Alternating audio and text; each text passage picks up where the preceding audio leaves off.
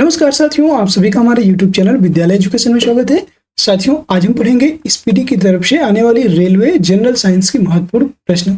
और ये जितने भी रेलवे जनरल साइंस की बुक है, इसके जितने भी सामान्य विज्ञान के प्रश्न प्रीवियस ईयर क्वेश्चन ये पूछे गए हैं। जितने भी पुराने पेपर हैं उनसे लिए गए क्वेश्चन हैं सामान्य विज्ञान के। तो सभी साथी क्लास में अंत तक जुड़े रहेंगे और आज की क्लास को जरूर देखिएगा। आज की क्लास में कुछ नए प्रश्नों को ऐड किया गया है और कुछ पुराने प्रश्न हैं जो कि प्रीवियस ईयर एग्जाम में पूछे गए हैं। चलिए शुरू करते हैं। सबसे पहले हम पढ़ेंगे आरआरसी कोलकाता 17/11/2013 को पूछे गए प्रश्न। प्रश्न है आपका, पानी का अधिकतम घनत्व होता है। पानी के घनत्व की बात करेंगे तो अधिकतम कब होता है? 4 डिग्री सेंटीग्रेड पर। 4 डिग्री सेंटीग्रेड पर पानी का घनत्व अधिकतम होता है। अगला प्रश्न है, पानी की स्थायी कठोरता दूर की जा सकती है। पानी की स्थायी कठोरता को कैसे दूर किया जा सकता है? तो यह पोटेशियम परमैंगनेट को डाल करके पानी की स्थायी कठोरता को दूर किया जा सकता है। ठीक है साथियों, तो इसका राइट आंसर हो जाएगा। अगला प्रश्न है, विद्युत का सबसे अच्छा सुचालक है। तो विद्युत का सबसे अच्छा सुचालक होता है चांदी, सिल्वर, और इसको Ag से डिनोट करते हैं। अगला क्वेश्चन है, लोहे का शुद्धतम रूप है। तो लोहे का शुद्धतम रूप होता है पिटवा लोहा। यह शुद्धतम रूप होता है लोहे का। अगला प्रश्न है, पीतल हवा में किस गैस की उपस्थिति के कारण बदरंग हो जाता है? यह बताना है किस रंग की, मतलब पीतल जो है हवा में किस गैस की उपस्थिति के कारण बदरंग हो जाता है, अर्थात बेकार लगने लगता है। तो यह ऑक्सीजन की उपस्थिति के कारण इसमें जो है जंग सा लग जाता है या यह काला पड़ जाता है। ठीक है, ऑक्सीजन की उपस्थिति में। अगला क्वेश्चन है, ठोस से सीधे वाष्प अवस्था में पदार्थ के रूपांतरण को कहा जाता है। तो ठोस, अगर मान लीजिए कोई ठोस पदार्थ है और इसको सीधे वाष्प अवस्था में बदल दिया जाए जला करके, यह ऊर्ध्वपातन कहलाता है। इसका अच्छा उदाहरण है एक कपूर। कपूर आप देखेंगे यह ठोस रहता है कपूर, और जब इसे आप जलाते हो तो यह डायरेक्ट गैस बन जाता है, डायरेक्ट गैस बन के वातावरण में उड़ जाता है। अगला प्रश्न है, 1 माइक्रोन बराबर होता है। तो 1 माइक्रोन बराबर होता है 1/1000 हिस्सा के या तो 10 की पावर -6 मीटर। आप लिख सकते हैं या तो 10 की पावर -6 मीटर या तो 1/1000 मिलीमीटर। ठीक है, यानी कि मिलीमीटर का 1/1000 वह हिस्सा। ध्वनि की पिच का फ्रीक्वेंसी की मापने की इकाई होती है। तो ध्वनि की पिच की बात करेंगे तो इसकी फ्रीक्वेंसी मापने की इकाई होती है डेसिबल। इसको डीबी से डिनोट करते हैं, डेसिबल को। अगला प्रश्न है, बार किसकी इकाई होती है? तो बार वायुमंडलीय दाब की इकाई होती है, बार। अगला प्रश्न है, आरआरसी दिल्ली 17/11/2013 को पूछे गए प्रश्न आपका डीएनए का संरचना है। डीएनए का संरचना होता है दोहरी कुंडली। यह द्विकुंडलित कहीं कहीं पे लिखा मिलेगा, यह दोहरी कुंडली। ठीक है, और डीएनए का फुल फॉर्म होता है डीऑक्सी राइबोन्यूक्लिक एसिड। अगला प्रश्न है, बेकरी में साधारण तथा उपयोग किए जाने वाला बेकिंग सोडा वास्तव में है। तो ये वास्तव में होता है सोडियम बाइकार्बोनेट। इसे बोलते हैं NaHCO3, इसी को बोलते हैं सोडियम बाइकार्बोनेट। यस।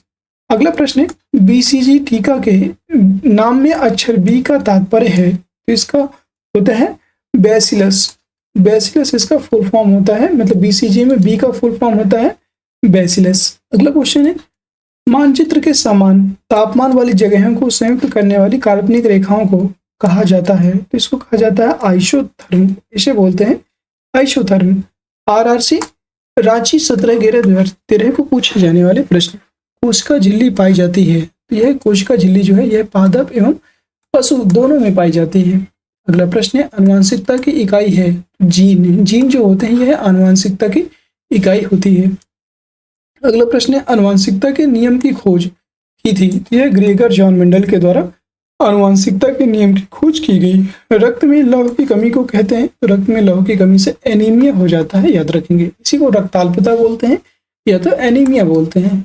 आप देख सकते हैं ये रेलवे सामान्य विज्ञान के प्रश्न है और आपका ये पेज नंबर की बात करेंगे, पेज नंबर 41 चल रहा है। निकट दृष्टि दोष दूर करने के लिए किसका उपयोग किया जाता है? तो निकट दृष्टि दोष के लिए अवतल लेंस का। और अगर पूछ लेता है आपसे कि दूर दृष्टि दोष के लिए कौन सा लेंस का प्रयोग किया जाता है? उत्तल लेंस, याद रखेंगे। यह होता है उत्तल लेंस के लिए प्रयोग किया जाता है। अगला प्रश्न है, शरीर के किस भाग में हाइपोथैलेमस होता है? तो हाइपोथैलेमस यह आपका मस्तिष्क में पाया जाता है। अगला प्रश्न, मानव शरीर में सबसे बड़ी धमनी कौन सी है? तो मानव शरीर की सबसे बड़ी धमनी होती है महाधमनी। ठीक है। अगला प्रश्न, सौर प्रणाली में सबसे बड़ा प्राकृतिक उपग्रह कौन सा है? तो यह है गैनीमेड, एक प्राकृतिक उपग्रह है।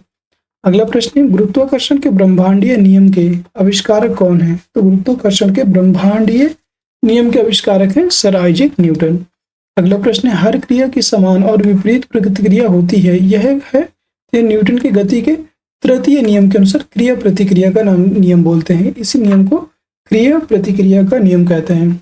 अगला प्रश्न, वैज्ञानिकों के द्वारा बोसोन की खोज की गई थी। वैज्ञानिकों द्वारा बोसोन की खोज की गई स्टैनफोर्ड पार्टिकल एक्सेलेरेटर में, याद रखेंगे, स्टैनफोर्ड पार्टिकल एक्सेलेरेटर में बोसोन की खोज की गई। अगला प्रश्न, H2O को आमतौर पर जाना जाता है। तो H2O को आमतौर पर जल के रूप में जाना जाता है। प्रश्न है आपका, सूर्य को प्रमुख रूप से ऊर्जा किस प्रक्रिया से मिलती है? तो इसको संलयन की प्रक्रिया के द्वारा सूर्य को ऊर्जा प्राप्त होती है। और संलयन किसका हो रहा है? हाइड्रोजन के संलयन के फलस्वरूप सूर्य को ऊर्जा प्राप्त होती है। अगला प्रश्न है, RRC मुंबई 17/11/2023 का क्वेश्चन है, कौन सा एंजाइम प्रोटीनों को एमिनो अम्ल में परिवर्तित करता है? अर्थात प्रोटीनों अम्ल को एमिनो अम्ल में कौन सा एंजाइम परिवर्तित करता है? यह है पेप्सिन। अगला प्रश्न, किसी रासायनिक प्रतिक्रिया के दौरान अणुओं के बीच किस कण का आदान प्रदान होता है? तो यह है इलेक्ट्रॉन। अगला प्रश्न, आग से पानी को गर्म करना, यह ऊष्मा का संवहन कहलाता है। मतलब कोई भी आप अगर आग में पानी रखते हो और जब उसका धीरे धीरे करके ऊपर उड़ने लगता है, उसे बोलते हैं ऊष्मा का संवहन।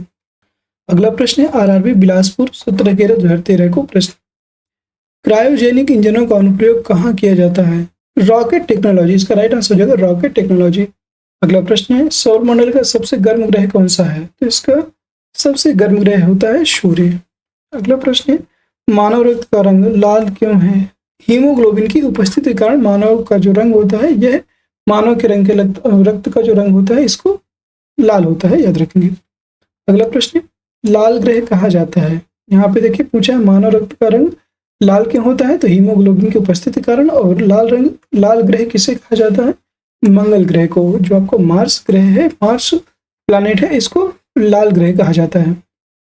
अगला प्रश्न है, वायुमंडल में सर्वाधिक प्रचुर मात्रा में पाई जाने वाली गैस है? तो गैस वायुमंडल में 78% नाइट्रोजन पाई जाती है, याद रखेंगे 78% नाइट्रोजन पाई जाती है। ठीक है।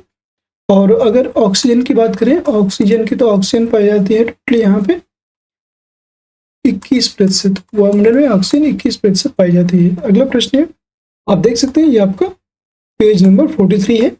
एक प्रकार का दृष्टि दोष जिसमें एक व्यक्ति दूर की वस्तु को देख सकता है परंतु नजदीक की वस्तु को साफ साफ नहीं देख सकता, कहलाता है, यह कहलाता है हाइपरमेट्रोपिया। याद रखेंगे, यह आपका हाइपरमेट्रोपिया कहलाता है। अगला प्रश्न है, RRC सिकंदराबाद 17/11/2013 को पूछे जाने वाले प्रश्न, शरीर के किस अंग में आयोडीन संचित रहता है? तो यह थायराइड ग्रंथ में आयोडीन संचित रहता है, याद रखिएगा। अगला प्रश्न, किसकी परत बनने के कारण चांदी बदरंग हो जाता है? तो अभी बताया था आपको, सल्फाइड की परत जम जाती है, इसलिए चांदी क्या होता है? काला पड़ जाता है, बदरंग हो जाता है। ठीक है। अगला प्रश्न, किस शर्करा की यथेष्ट मात्रा रक्त में विद्यमान रहता है? किस शर्करा की यथेष्ट मात्रा रक्त में विद्यमान रहता है? तो ग्लूकोज की बात की जा रही है, ग्लूकोज की जो मात्रा है यह रक्त में विद्यमान रहती है। अगला प्रश्न है आपका, सूर्य प्रकाश से शरीर को कौन सी विटामिन मिलती है? तो विटामिन डी मिलती है। और विटामिन डी की कमी से कौन सा रोग होता है? रिकेट्स या सूखा रोग भी इसी को बोलते हैं। सूखा रोग विटामिन डी की कमी से हो जाता है। ठीक है। अगला प्रश्न है, RRC चेन्नई 17/11/2013 को पूछे गए प्रश्न है आपको, किसका प्रयोग चिकित्सक रोगियों की जांच हेतु किया जाता है? तो यह स्टेथोस्कोप का प्रयोग करते हैं चिकित्सक रोगों की, या चिकित्सक जो रोगियों की जांच करते हैं स्टेथोस्कोप के द्वारा। अगला प्रश्न है, मलेरिया संबंधित है? तो मलेरिया संबंधित होता है आपका ज्वर से, यह है ज्वर से संबंधित है मलेरिया।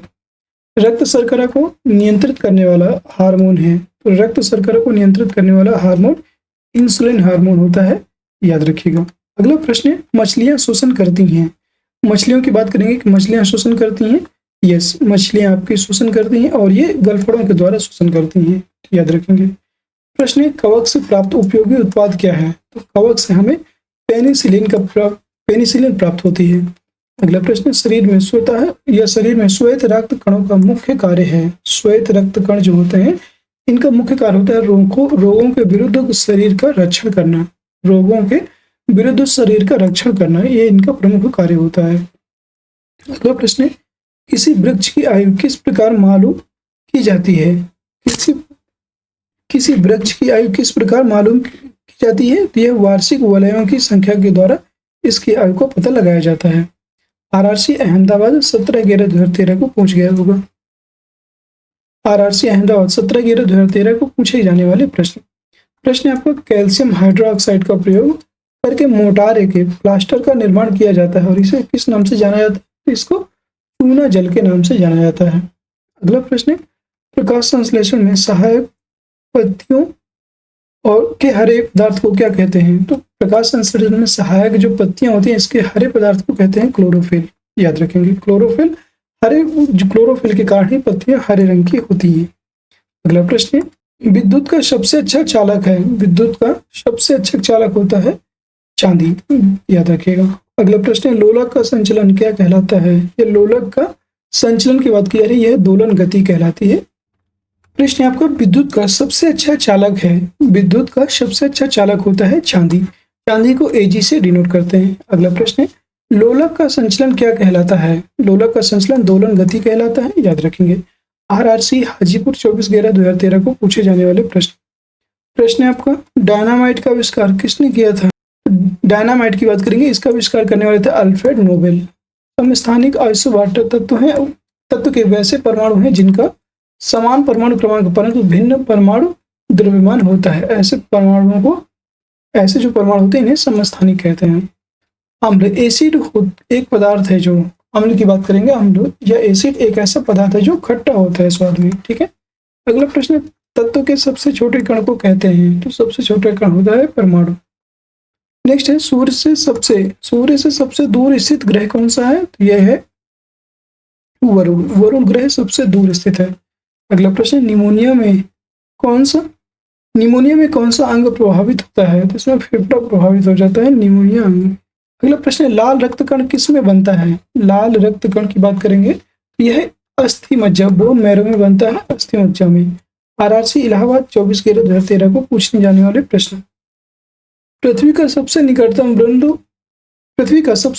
ग्रह कौन सा है? ये बताना है। पृथ्वी का सबसे निकटतम ग्रह की बात करेंगे तो सबसे निकटतम ग्रह में होता है सूर्य। सूर्य सबसे निकटतम ग्रह होता है।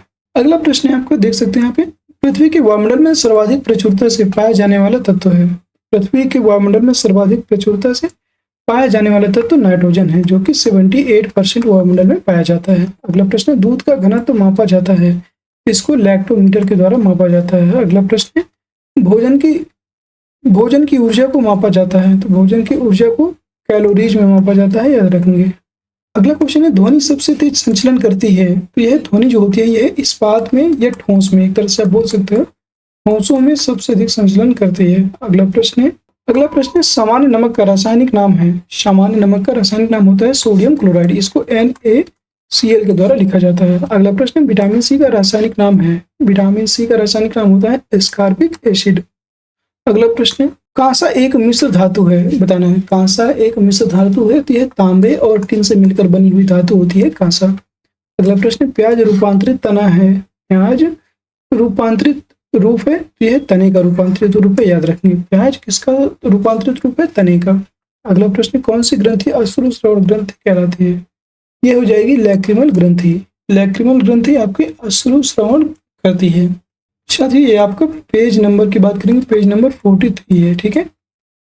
आरआरसी दिल्ली 24/11/2013 को पूछे जाने वाले प्रश्न, रक्त को थक्का बनने में मदद करता है। थ्रोम्बोसाइट रक्त को थक्का बनाने में मदद करता है। अगला प्रश्न, विश्व में व्यापक रूप से फैले रोग को कहा जाता है? तो इसे बोलते हैं पैंडेमिक, और सर्वव्यापी महामारी होती है पैंडेमिक। आरएनए का अभिप्राय है राइबोन्यूक्लिक एसिड। राइबोन्यूक्लिक एसिड इसका फुल फॉर्म है। और हवा का वाष्प घनत्व कितना है? तो हवा का वाष्प घनत्व की बात करेंगे तो यह लगभग 14.4 ग्राम प्रति लीटर है। ठीक है। अगला प्रश्न, सोयाबीन में क्या ज्यादा पाया जाता है? तो सोयाबीन में सबसे ज्यादा प्रोटीन पाई जाती है, सोयाबीन में प्रोटीन पाई जाती है। अगला प्रश्न, टेलीस्कोप का आविष्कार किसने किया था? तो टेलीस्कोप का आविष्कार करने वाले थे गैलीलियो। अगला प्रश्न, द्रव के किस गुण के कारण लैंप के पतीले में किरोसिन तेल ऊपर उठते रहते हैं? तो यह केशिका क्रिया या केशिकत्व, इसी को बोलते हैं केशिकत्व।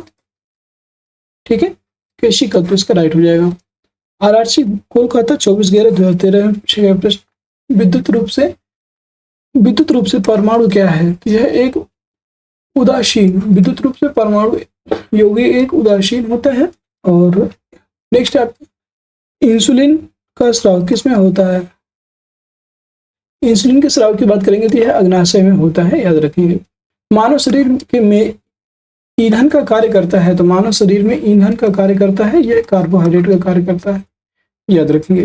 प्रकाश के वेग को मापा जाता था, यह मापते हैं, तो प्रकाश का जो वेग होता है इसको रोमर से मापा जाता है, याद रखेंगे। प्रकाश वेग को रोमर के द्वारा मेजरमेंट किया जाता है।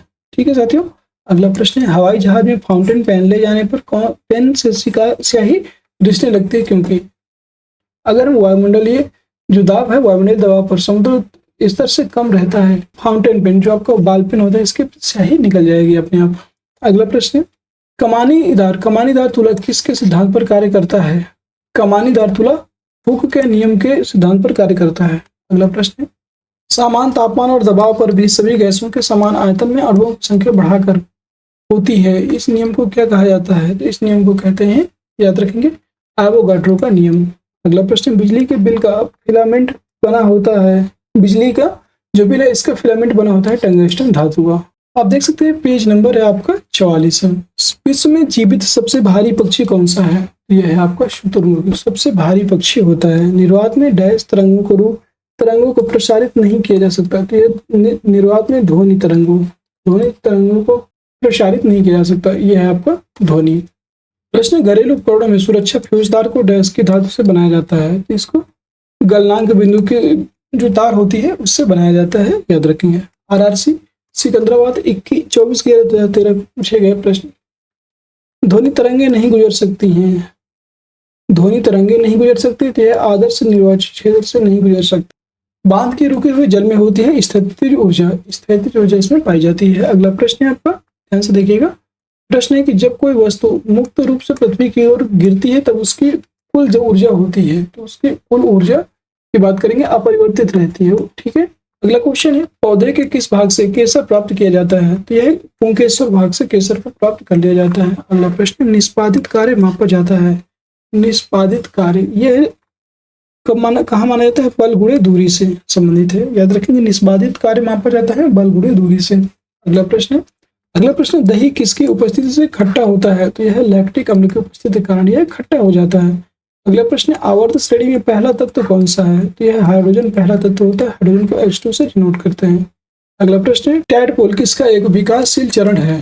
टैडपोल विकासशील चरण है किसका है? यह मेढक का होता है, जो कि विशाल टैग जो आपका टैडपोल होता है यह विकासशील चरण होता है, इसका नाम है मेढक। अगला प्रश्न, एक हार्मोन जिसका स्राव केवल महिला के शरीर में होता है वह कौन सा है?